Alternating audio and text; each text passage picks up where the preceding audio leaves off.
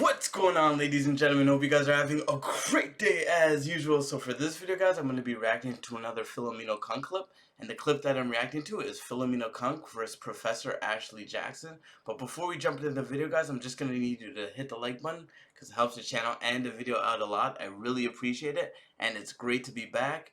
Enough talking though, let's jump into the video. We'll have a little discussion after. Let's go.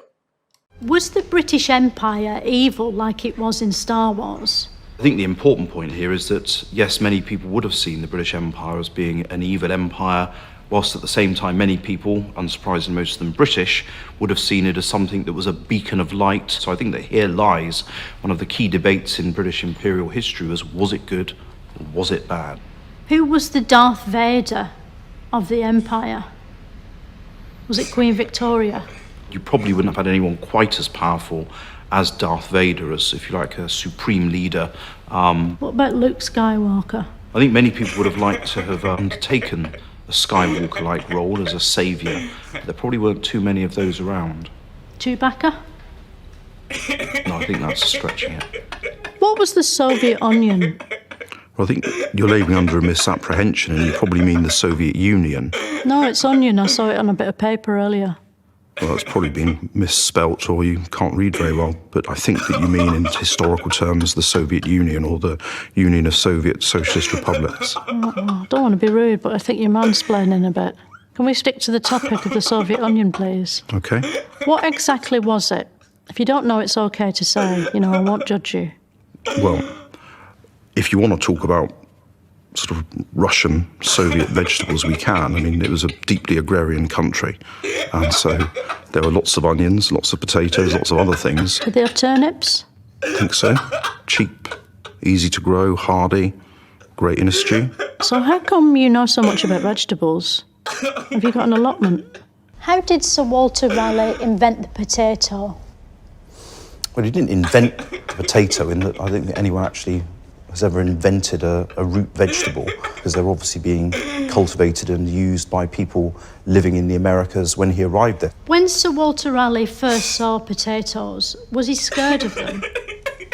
I think that when Sir Walter Raleigh first saw potatoes, not that we've any documented records on the moment when he first beheld a potato or a field of potatoes, but I don't think he was scared of them. This is a buccaneering character, and I think that he probably was able to take on and manage his emotions whilst engaging with potatoes at first sight.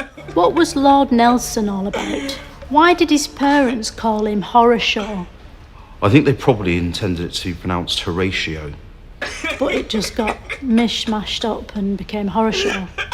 No, I think that most people still know him as Horatio Nelson.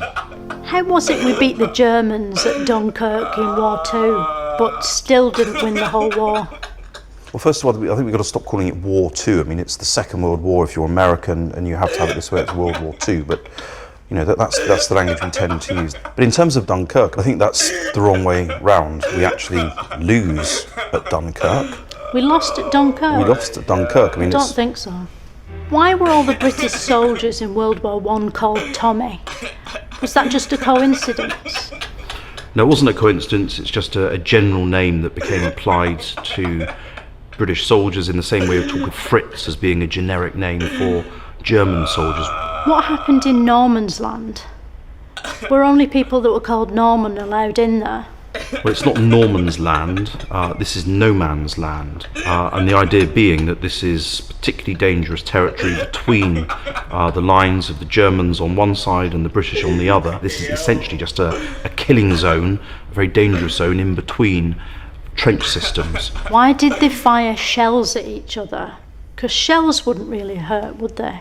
Unless they were those razor clam shells, because they're quite sharp, aren't they? Well, these weren't seashells, these were heavy pieces of ordnance. We're actually talking about bits of metal in brass casing, so that's where the name shells comes from. All right. I'm not trying to be controversial, but generally speaking, war does seem a bit of a shame. Well, it does seem to be a particularly popular human activity. Maybe it's just in our nature. What makes us as creatures turn on each other like that? And could you keep the answer to one short sentence, because otherwise they get really pissed off in the edit? fear, honour, and interest. Really, those are the three. That's it in a nutshell. Right. I don't know who edits this, but that's going to have to do. If Nelson was such a hero, why did we banish him up that big pole? It's not a banishment, this was a national celebration. So this was very much, if you like, a symbol of British victory and pride and honouring of the man who had been so intimately associated with delivering victory at Trafalgar. He's so high up, isn't he? He's sort of out of eyeshot. And he's getting shat on by birds. Yeah, I mean, it's Couldn't we have had him a little bit lower so that we can have a look at him? well, it's a fair point. I mean, It's just like a joke. yeah. On maps of the sea, do they show the hills? You know, the little moving hills with the white bit on top? The waves. Is that what they call the moving hills with the white bits on top? I think that's what you mean.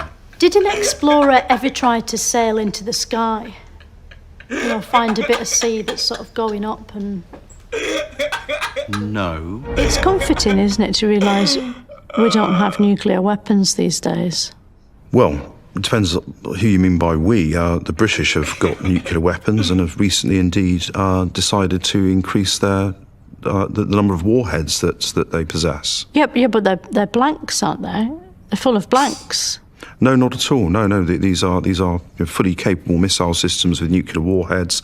Many other states have them. I'm afraid that nuclear war and the threat of nuclear destruction remains very much with us.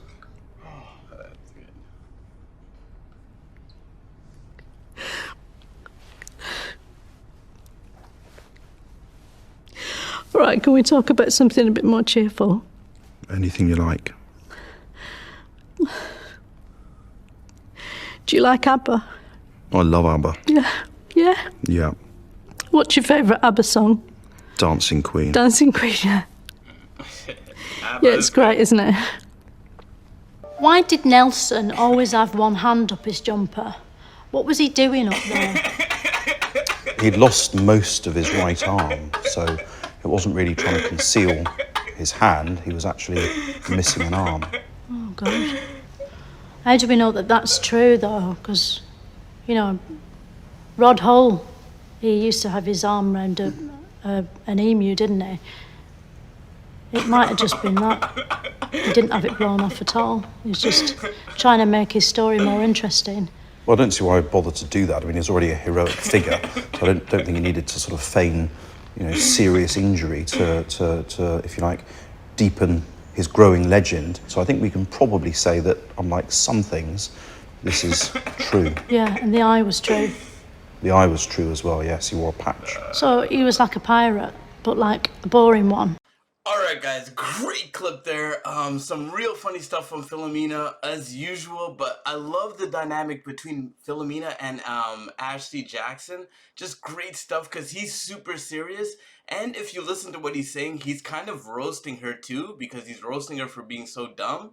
But her character is the kind of dumb character, so it's just great back and forth. And the fact that he's so serious, I'm not sure if he gets the joke. He probably understands the joke, but he stays serious. It's just amazing because it makes the dynamic between them so great. Anyways, guys, let me know what you guys think in the comment section. Hit the like button if you enjoyed the video because it helps the channel and the video grow a lot. But I'm going to wrap it up. So take care of yourself. Stay safe because it is a crazy world. And there are a lot of crazy people. But most importantly, guys, you already know by now. And it's great to be back. Peace.